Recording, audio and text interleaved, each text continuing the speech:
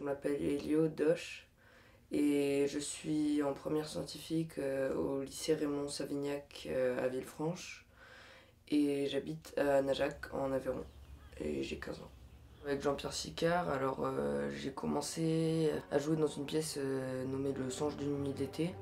Donc je jouais le rôle d'un elfe et je dansais avec d'autres jeunes de mon âge. C'était il y a 2 ans. Il y a un an, j'ai joué dans une interprétation de l'Énéide de Virgile. J'ai joué le rôle de Dorial, un guerrier troyen, dans 3 scènes. Une scène de course, donc des sports, une multitude de sports, et moi je jouais un coureur. Une scène de combat et une scène où je faisais le mort sur un bûcher.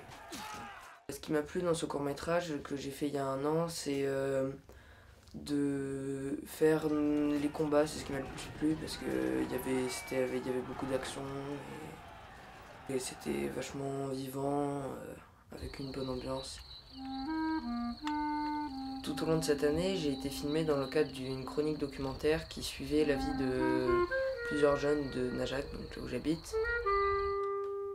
À l'intérieur de cette chronique, nous avons aussi interprété des films, des grands films du cinéma, des extraits, notamment des extraits de La Règle du jeu.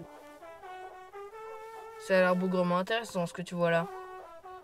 De Une femme au bord de la crise de nerfs. Et Des mille et une nuits.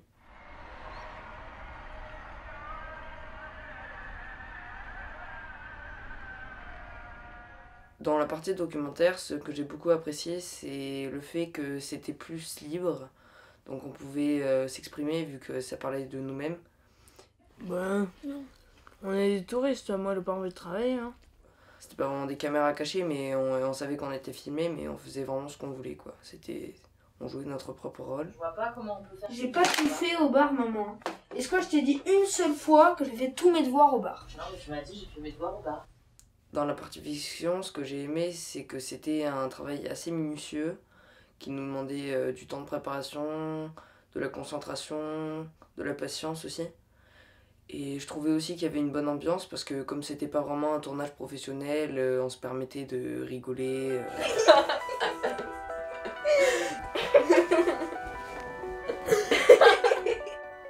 Tout au long de ces 3 ans, j'ai pu apprendre à connaître Jean-Pierre Sicard, qui est une personne très sympathique. Et donc plus au long de cette année, puisque c'était un documentaire et il venait très régulièrement pour faire des passages, pour filmer des scènes. Прошу тебя, не уходи. On a pu construire une relation assez amicale entre nous. Et donc voilà, une relation de confiance. Donc je pense que c'est aussi important pour tourner avec un réalisateur, de se sentir proche de lui. Et voilà.